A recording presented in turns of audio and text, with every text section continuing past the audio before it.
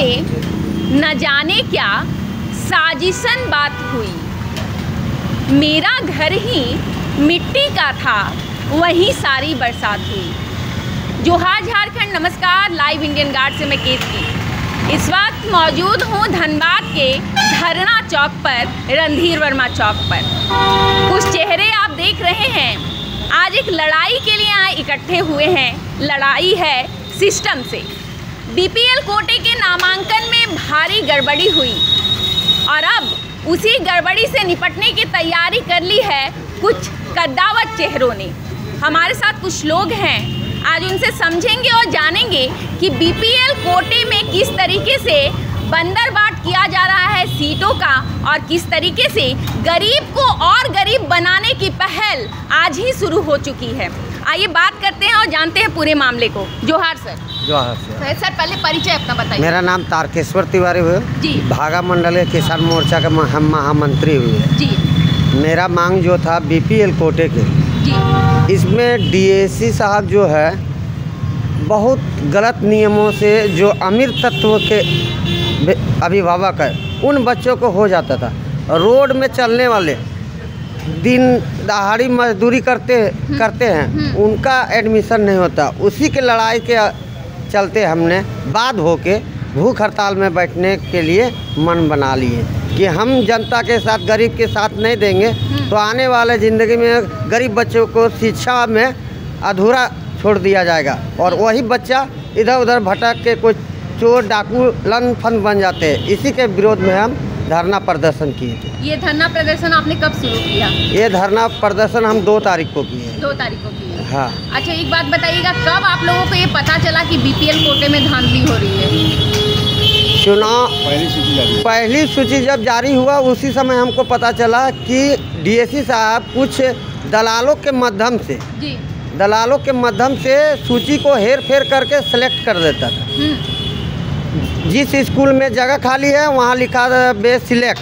अच्छा। जगह नहीं है, प्रतीक्षा करिए। हाँ। अब मगर वहाँ सीट खाली है तो यह सूची का हम लोग को पता चला, इसलिए हम आंदोलन में उग्र हो गए हैं और हमने माननीय प्रधानमंत्री जी को लेटर के माध्यम से सूचना दिए, राज्यपाल को, डीसी महोदया को, माननीय सांसद महोदय को, विधायक रागिनी सिंह को और राज सिन्हा को दिए।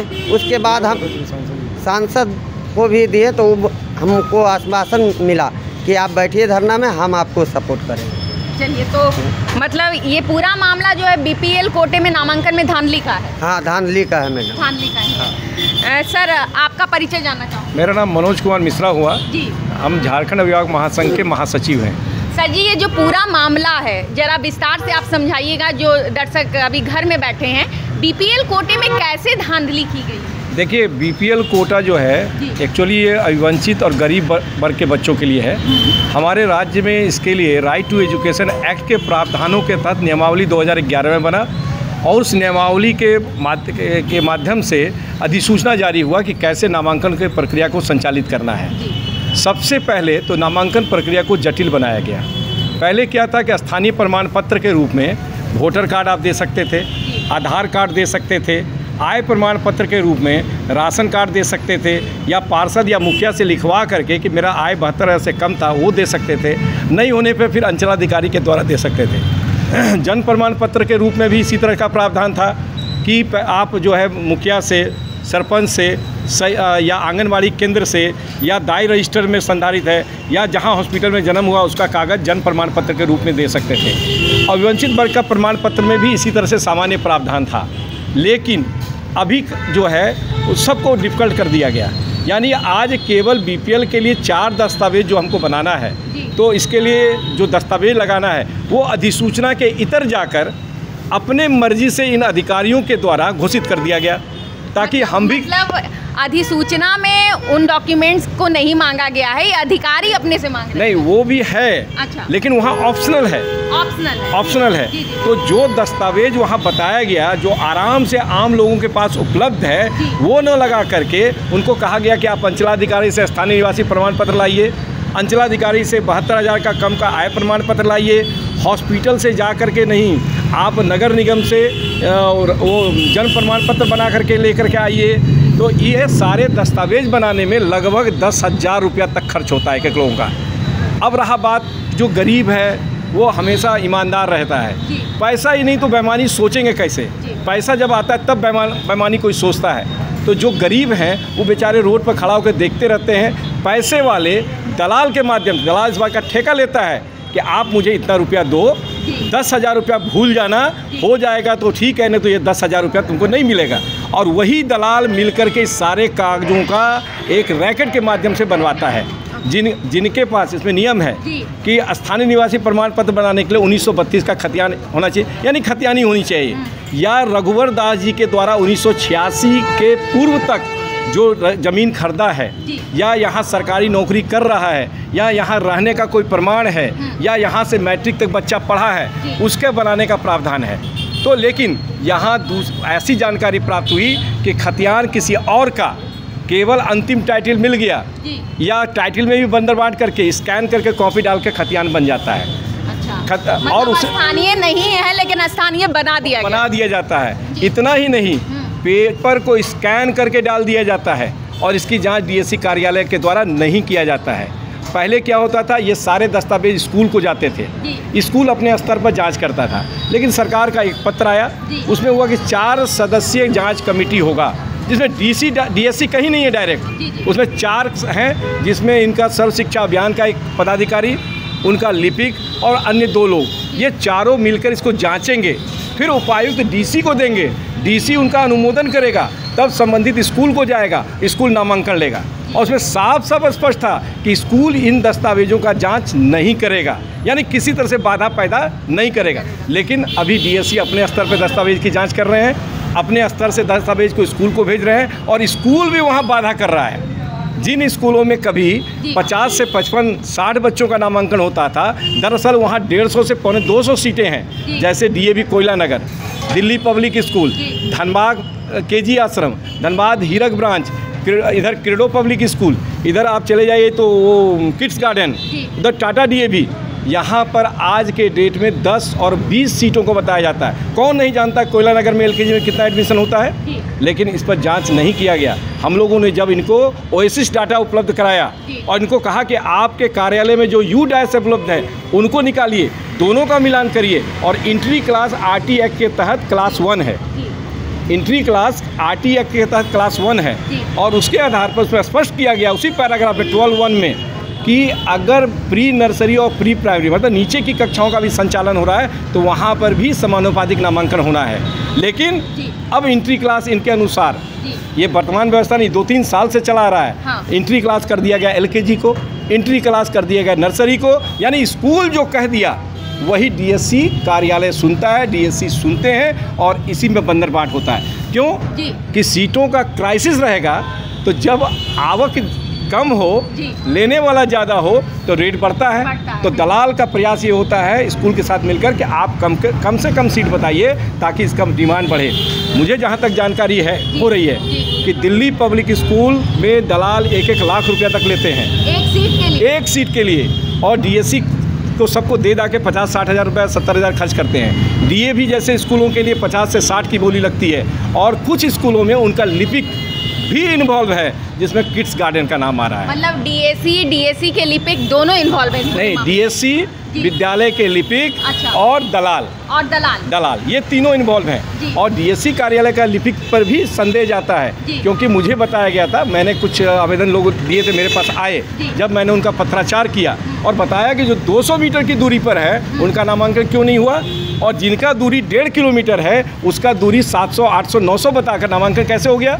तो डीएससी साहब ने उनकी दूरी की जांच करने के लिए 2 बीओ की अध्यक्षता में एक कमेटी बनाया और स्कूल को भेजा, जिसमें डीएवी कोयला नगर, अलकूसा और टाटा डीएवी जामाडोवा। और उसमें स्पष्ट आदेश है कि शिकायतकर्ता की उपस्थिति में जांच करना है, लेकिन शिकायतकर्ता की सूची ही बीओ को उपलब्ध नहीं कराई गई। जब मुझे इसकी जानकारी हुई तो मैंने बीओ से कांटेक्ट किया, बीओ ने कहा कि मुझको सूची ही नहीं मिला है। जब सूची नहीं मिला तो मैं कैसे जांचूं? जब यहाँ पता किए तो बात में सच्चाई था, तो वो आखिर किसके आदेश से इस तरह का पत्र निकला, लेकिन वो सूची उपलब्ध नहीं कराया, तो बीओ क्या करते, वो आके डंप हो गया। वो जांच का क्या हुआ किसी को पता नहीं। उसके बाद हम लोग ढुलू महतो से इन लोग मिले, हम भी साथ में गए। ढुलू जी ने कहा कि आप एक लिखित शिकायत सारे प्रावधानों की कॉपी लगा के मुझे दें ताकि मैं समझ सकूं और इस पर आवश्यक निर्देश दे सकूं या आग्रह कर सकूं। उसके बाद हम लोगों ने सारे दस्तावेज लगा के 80 पन्नों का डॉक्यूमेंट्स उनको दिया पत्र के साथ, आवेदन के साथ। उन्होंने अपना पत्र लगा के यानी 81 पन्ना लगाकर डीसी को भेजा। डीसी महोदया ने उस पत्र को डीएससी को भेज दिया और डीएससी के यहाँ क्या स्थिति है किसी को इसकी जानकारी नहीं। तो हम लोग का मूल डिमांड यही है, तारकेश्वर जी का मूल डिमांड यही है कि जो पहली सूची के बाद जितने लोगों का नामांकन हुआ पहली सूची के आधार पर, उन सभी का नाम और उनके द्वारा संलग्न सभी दस्तावेजों का रेफरेंस नंबर के साथ सार्वजनिक किया जाए जैसे पहले होता था, ताकि लोग जांच कर सकें। पब्लिक डोमेन में वो आना चाहिए, प्रावधान भी है पब्लिक डोमेन में। फिर सेकेंड सूची मतलब पहली सूची के बाद अभी तक जितने लोगों का नामांकन हुआ उसका भी नाम सार्वजनिक किया जाए पब्लिक डोमेन में, ताकि लोग उसको देख सकें और उसके विरुद्ध अगर कोई शिकायत हो दर्ज करा सके। अगर आवश्यकता होगी तो हम उच्च न्यायालय जा सकें। हमने 4 RTI लगाया है और अभी तक 5 RTI लगा दिया। मुझे RTI में सूचना नहीं दिया जा रहा है आज तक नहीं। तो आपने पठन भी चल रहा है 4 का और 1 का द्वितीय अपील जा चुका है। इसलिए नहीं देना है कि वो दस्तावेज अगर दे देंगे तो ये लोग फंसेंगे। क्यों? बहुत सारा उसमें फर्जी स्कैन किया हुआ दलाल डालता है, ये हम लोग को पता है। तो वो नहीं मिला। अब क्या है, चूँकि मुख्य सूचना आयुक्त नहीं है, सूचना आयुक्त नहीं है, उन लोग जानता है कि अधिक से अधिक कहाँ जाएगा इधर उधर। चूँकि इनका डिपार्टमेंटल हेड ही उनका प्रथम अपीलीय पदाधिकारी होता है, इसलिए वो भी कुछ नहीं करते, केवल पत्र भेजते हैं और 1.5 महीना का समय पार हो जाता है। उसके डिले के नाम पे आप उधर हो सकते हैं। इस बीच में अगर जो जानता है तो फर्स्ट सेकंड अपील कर देता है, तो कभी अपील करिएगा सेकंड अपील, वो मामला पेंडिंग हो जाएगा। जब सूचना आयुक्त होगा तो देखा जाएगा, तब तक डीएससी ट्रांसफ़र। और ज़्यादा कीजिएगा तो पिछले साल हम लोगों ने किया था, बाल अधिकार संरक्षण आयोग ने जांच किया, उसमें जो हम लोग का आरोप था वो सही पाया गया, लेकिन हम लोगों के ऊपर FIR हो गया। आप लोगों के हाँ, हम अभिभावक महासंघ के जनरल सेक्रेटरी हैं। रीता यादव महिला टीम को देखती है, प्रेम ठाकुर हमारे कोषाध्यक्ष हैं। हम तीनों को टारगेट करके FIR किया गया। क्यों? बात दबाई जाती नहीं, ये डरें और आगे विरोध ना करें। लेकिन फिर भी हम लोग सभी यहाँ उपलब्ध हैं और आए हैं। इसलिए हम लोगों ने रणनीति बदल कर उनके कार्यालय में विरोध नहीं करके, उनके पास विरोध नहीं करके, सड़कों में विरोध नहीं करके शांतिपूर्ण तरीके से धरना पर बैठे और हम लोगों ने इनको नैतिक समर्थन दिया। सुबह हमारे पप्पू जी हमारे जो अध्यक्ष हैं वो भी आए थे, मुकेश पांडे भी कल हमारे उपाध्यक्ष वो भी आए हुए थे, हमारे मधुरेंद्र सिंह उपाध्यक्ष वो भी आए हुए थे, रतिलाल जी हमारे प्रवक्ता वो भी आए हुए हैं, प्रेम जी हमारे कोषाध्यक्ष हैं वो भी आए हुए हैं, ये हमारे सदस्य अभिभावक संघ का ये भी आए हुए हैं और ये धरना पर दे रहे हैं। ये हमारे अभिभावक संघ के सदस्य भी हैं और ये भारतीय जनता पार्टी के नेता भी हैं। तो दोनों तरफ से कर रहे हैं और हम लोग का यही है, जो सही है ना वो काम होना चाहिए, जो RT एक्ट कहता है ना वही होना चाहिए। और हम लोग जल्द ही RT एक्ट के पूरे अधिसूचना को लेकर हम लोग हाई कोर्ट में रिट याचिका फाइल करने जा रहे हैं। आज क्या सुनवाई हुई? प्रशासन जागा है? हाँ, आज प्रशासन हमारे सांसद प्रतिनिधि भी आए हुए थे, मनीष साव जी, उन्होंने बात किया। तो प्रशासन की ओर से ADM साहब ने मजिस्ट्रेट को भेजा था रविंद्र जी को। वो आए, हम लोगों के बातों को सुना, हमारे दस्तावेज को भी देखा। उसके बाद उन्होंने इनको आश्वस्त किया कि आप हड़ताल हंगर स्ट्राइक तोड़ दीजिए, हम पूरे मामले की सुनवाई करेंगे।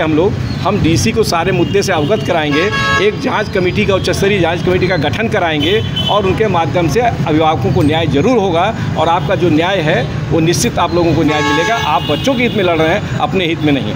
इन्होंने भी स्पष्ट कहा कि ये लड़ाई मेरी नहीं है, मुझे किसी बच्चों का नामांकन नहीं कराना है, जिसके साथ गलत हुआ उसको न्याय मिले, मेरा इतना ही। जो गलत, अच्छा कई लोग ऐसे हैं जिनका नाम सेलेक्ट हो गया अब दिल्ली पब्लिक स्कूल के लिए, उनका नाम सेलेक्ट हो गया, लेकिन कुछ दिन के बाद उनका नाम रिजेक्ट हो गया। ऐसा कई अभिभावक हैं।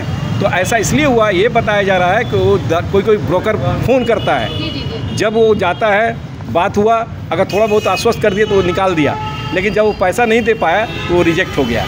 जब वो ऐसे अभिभावक DSC साहब के पास गए तो DSC साहब का कहना है गलती हो गया। तो गलती 1, 2, 3 हो सकता है, मानवीय भूल किसी से भी हो सकता है, लेकिन इतने लोगों का कैसे?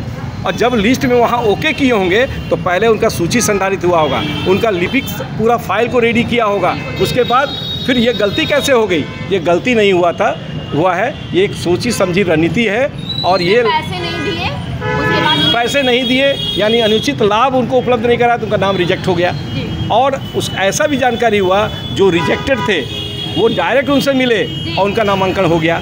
आखिर कैसे? ये भी एक जांच का विषय है। जिनका दस्तावेज में कोई ना कोई त्रुटि था उनका नामांकन हो गया। तो कहीं ना कहीं एक बड़ा फर्जीवाड़ा है। और ये 2021-22 से प्रारंभ हुआ। कोरोना का इंद्रभूषण सिंह जी के समय उसमें थोड़ा बहुत था, लेकिन पिछले साल से भूतनाथ रजवार जी के समय ये ओपन हो गया। और जहाँ तक हम लोगों के खिलाफ, मैं आरटी सेल जो धनबाद में है उसका भी मैं मेंबर रहा हूँ और काफ़ी सक्रिय रहा हूँ। धनबाद हम बोकारो में भी रहे और आरटी में मैं खुली चुनौती पूरे डीएससी कार्यालय और डीओ कार्यालय तो खैर इन्वॉल्व नहीं है डायरेक्टली, देता हूँ कि वो ओपन डिस्कशन रणधीर वर्मा चौक पर आके कर लें। अगर वो हमें पराजित कर देंगे, हम ये लड़ाई लड़ना बंद कर देंगे और अपने घर से, मतलब इनको आरटी से कोई मतलब नहीं। इनको केवल जानकारी होना चाहिए कैसे स्कूल जाएगा, कैसे स्कूल आएगा, कौन हमारे घर में आएगा। और ऐसा कि ब्रोकर बैठ करके उनके सामने लिपिक को आदेश करवा कर काम करवा के जाता है। और अभी ये समाप्त होना चाहिए, नए सेशन के प्रारंभ होना चाहिए, अभी भी हो रहा है। मुझे पता चला कुछ दिन पहले सेंट जेवियर्स के लिए एक बच्चे का नामांकन हुआ था, वो आपका ये वासेपुर का बच्चा था। बाद में वो सेंट जेवियर्स से उसका ट्रांसफ़र कराने के लिए एक पत्र बनवाया और उसको वासेपुर का क्या स्कूल का नाम है, मदर हलीमा ले गया। तो भैया जब वो मदर हलीमा के लिए दिया था तो उसको पहला प्राथमिकता वहाँ मिलना चाहिए, लेकिन वहाँ नहीं मिला, यहाँ एडमिशन हो गया। और जब पता चला, हम लोग आरटीआई लगाए, जब दस्तावेज निकला कि उसमें मदर हलीमा में 5 सीट खाली है, उसके बाद तुरंत दलाल उसको ट्रांसफ़र करा के ले गया। आखिर ये क्या हो रहा है? ये गलत है। अब हम लोग चुपचाप होकर इसको बर्दाश्त करें, देखते रहें। तो ये हम लोगों का भी अपमान है और हम लोगों को भी लानत है। इसलिए हम लोग मिल करके इनको समर्थन किए हैं और ये बैठे हैं धरना में, हम लोग इनके साथ में हैं। और ये अभियान केवल इनका नहीं है, हम लोगों का भी अभियान है और सारे अभिभावकों का भी अभियान है। लेकिन आज खुशी हुई कि एडीएम साहब से जब मनीष जी बात किए तो एडीएम साहब ने मजिस्ट्रेट साहब को भेजकर इनको आश्वासन दिया और इनको जूस पिलाकर इनके स्ट्राइक को तोड़ा। और हम लोग देखते हैं, हम लोग 15 दिन का समय दिए हैं और देखते हैं, अगर नहीं हुआ तो फिर एक बार धरना पर बैठेंगे। लेकिन इस बार जब धरना पर बैठेंगे तो जोर शोर के साथ बैठेंगे। यही हम लोगों का आज का निर्णय हुआ है और इसी के बाद हम लोग धरना को समाप्त कर लिए हैं। और बहुत सारे अभिभावक थे जो अभी वापस हो गए हैं, तो शाम का वक्त हो गया। हाँ, इसलिए वापस हो गए। लेकिन ये खुशी की बात है कि इनका धरना आंशिक ही सही ये प्रभावी हुआ, क्योंकि आज प्रशासन को जगाने का काम किया और सबको ये पता है कि भ्रष्टाचार शिक्षा में हो रहा है। हमको मैया योजना नहीं चाहिए, हमको वृद्धाश्रम नहीं चाहिए, हमको क्या बोलते हैं वृद्धा पेंशन नहीं चाहिए, हमको विधवा पेंशन नहीं चाहिए, किसान सम्मान योजना नहीं चाहिए। सब सम्मान, ये सब अपमान है। हमारे बच्चे को पढ़ा दो, हम सारी व्यवस्था कर लेंगे। यही हमारा झारखंड चाहता है। मुख्यमंत्री जी अगर सचमुच में मैया योजना का सम्मान देना चाहते हैं, वृद्धों को सम्मान देना चाहते हैं, किसान को सम्मान देना चाहते हैं, तो हमारा शिक्षा का अधिकार जो 25% केंद्र सरकार का एक बहुत प्रतीक्षित और बहुत ही अच्छा योजना है, इसको ईमानदारी से लागू करवा दें। ये केवल धनबाद का नहीं, पूरे झारखंड की ये स्थिति है। और मैं मुख्यमंत्री से आग्रह करूंगा कि वो अधिसूचना 237 को या तो बदल दें या फिर उनके वेबसाइट के माध्यम से जो पिछले साल से खेल चल रहा है उस वेबसाइट का चेक करें। या तो अधिसूचना या तो वेबसाइट, ये दोनों में से कोई तो एक गलत है। लेकिन अधिसूचना गलत नहीं हो सकता। प्रावधान है कि आरटी एक्ट के प्रावधानों के आलोक में ही पत्र या कोई और दस्तावेज जारी होगा। तो फिर ये ऑनलाइन में व्यवस्था इस तरह का कैसे हो गया? तो ये ऑनलाइन नहीं है। और हम आप सब जानते हैं कंप्यूटर के पास इमोशन नहीं होता, वो कभी गलत नहीं करता। लेकिन हमें समझाया गया कि कंप्यूटर ही ऐसा निकाला, हम क्या करें, 5 किलोमीटर का ले रहा है, 200 मीटर छोड़ दे रहा है। इसका उदाहरण मैं हूँ, मैंने देखा है। और 10 दस्तावेज जब हम लोग लिखा पढ़ी किए, उन 10 का हो गया। ये क्या इंगित करता है? इसलिए ये बहुत बड़ा घोटाला है और इसकी जांच होनी चाहिए, क्योंकि ये शिक्षा से जुड़ा हुआ है। भय भूख भ्रष्टाचार सब समाप्त हो जाएगा जब हम शिक्षित हो जाएंगे। ठीक है। जी जी। अगर भूलवश किसी का सिलेक्शन हो भी गया तो फिर स्कूल को फ़ोन करके उसमें देखता है कि इसमें पैसा आया कि नहीं। हाँ। तो फिर उसको स्कूल के माध्यम से उसको रोकवा दिया जाता है और कम से कम 8 से 10 बार उसको दौड़ाया जाता है, जिससे अभिभावक थक हार के चुपचाप बैठ जाते हैं घर पर। मतलब ये मेरे पास बहुत ढेर सारे प्रूफ है। हाँ। जो हम कमेटी को सौंपेंगे और बहुत सारे प्रूफ है मेरे पास। जिसका फ़ोटो नहीं है, अपलोड नहीं हुआ है, उसको भी सिलेक्शन कर दिया गया है। बहुत सारी त्रुटि है जो मेरे पास ढेर रखा हुआ है मेरे घर में। रिपीटेड कैंडिडेट सब आया है। रिपीटेड कैंडिडेट है, बहुत सारे मेरे पास प्रूफ है जो मैं कमेटी को सौंपूंगा। चलिए, तो पैसे का खेल, जी बिल्कुल, पैसे का खेल आप देख रहे हैं। एजुकेशन सिस्टम उसकी बलि चढ़ रहा है। रतिलाल जी हमारे साथ हैं, बताइएगा कैसे देख रहे हैं मामले को आप?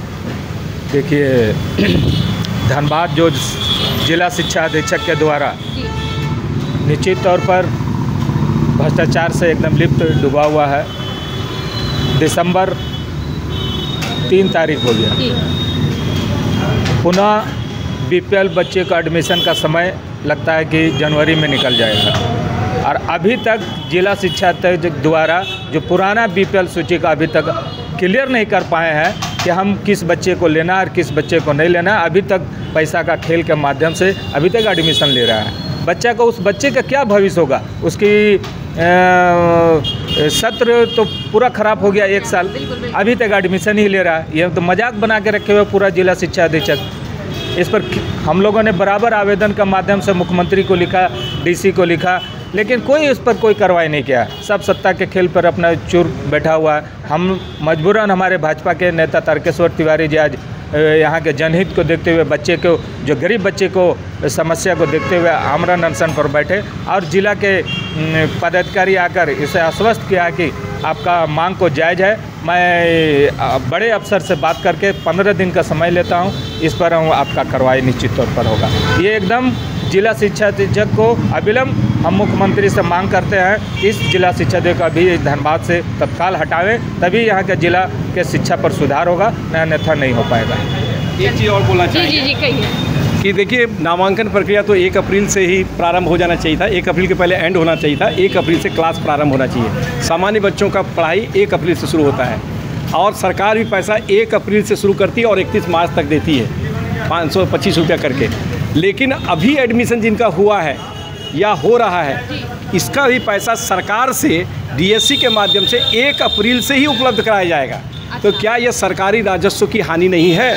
हम जैसे जो टैक्स पेयर लोग जो हैं, उनके पैसे का मिसयूज नहीं है कि जो शिक्षा हमारे बच्चे को मिला ही नहीं, उस पीरियड का ही पैसा इनको देना पड़ेगा और ये पैसा देंगे। तो इसमें एक व्यवस्था और है कि जिनका विलम्ब से एडमिशन होता है, उसके लिए अतिरिक्त कक्षाओं का संचालन होना चाहिए। स्कूल तो चाहता है कि बीपीएल बच्चा फेल होकर या जैसे जैसे परेशान होकर स्कूल छोड़ दे, वो एक्स्ट्रा क्लास की व्यवस्था करेंगे। तो सबसे पहले जिस बच्चे का एडमिशन जब हुआ तब से उनको ट्यूशन फीस दिया जाए, क्योंकि स्कूल की भी संलिप्तता थी। दूसरा, उनका जो नामांकन अभी होगा तो अभी से पैसा उसको दिया जाए, और जिनका विलम्ब से हुआ तो वो जो पिछड़ गए उनकी पढ़ाई को पूर्ण कराया जाए, अतिरिक्त क्लास को कराकर, जो प्रावधान है। तो ये मैं आपके चैनल के माध्यम से मांग करता हूँ कि 31 मार्च को तक प्रत्येक सत्र का जो ये है एडमिशन प्रक्रिया समाप्त हो जाए और किसी भी स्थिति में उसके आगे एडमिशन नहीं हो। जो भी खाली सीट है उसके पूर्व ही भर लिया जाए। जो थोड़ी बहुत अगर रह जाती है तो उसको पूर्ण करते रहे, लेकिन 31 मार्च तक ये प्रक्रिया पूर्ण करें। दिल्ली में जैसे होता है, दिल्ली में प्रारंभ हो गया, अब खत्म होने पर आ गया। गाजियाबाद में प्रारंभ हो गया, खत्म होने पर आ गया। ये झारखंड में क्या हो रहा है? तो हम गरीब नहीं हैं, हमको शिक्षा से दूर रखकर हमको गरीब बताया जाता है और गरीब बनाने का प्रयास होता है। तो इस पर मुख्यमंत्री जी को ध्यान देना चाहिए कि सचमुच में झारखंड के हित में अगर काम करना चाहते हैं तो हमें शिक्षित करें, हमें शिक्षा उपलब्ध करावें, यही मांग है। तो सर, एक आपसे भी एक आखिरी सवाल रहेगा, क्या लग रहा है दिलासे पर भरोसा किया जा सकता है? हाँ, अभी तो जैसे कि मजिस्ट्रेट साहब जिस तरह से हम लोग को यहाँ पर आके भूख हड़ताल तोड़वाए हैं जी, तो हमको तो उस पर भरोसा करना ही पड़ेगा और यही 15 दिन का आश्वासन दिए हैं। अगर नहीं करते तो फिर हम लोग यहीं बैठेंगे। चलिए ठीक है। तो मामला आपसे छुपा नहीं है, बात कर रही हूँ शिक्षा की, लेकिन भ्रष्टाचार से अब ये फील्ड भी अछूता नहीं रहा है। जहाँ पर शिक्षा से वंचित रखने की साजिश हो रही है, वहाँ पर पैरोकार दिखाए जा रहे हैं अधिकारी। हालांकि अधिकारी होते हैं सिस्टम को ठीक करने के लिए और भविष्य को गढ़ने के लिए, लेकिन आज उन्हें अधिकारियों पर आरोप लग रहे हैं और सामने खड़े हैं अभिभावक जो अपने बच्चों के भविष्य को दांव पर नहीं लगाना चाहते, उन्हें किसी भी बुरे साये से बचाना चाहते हैं।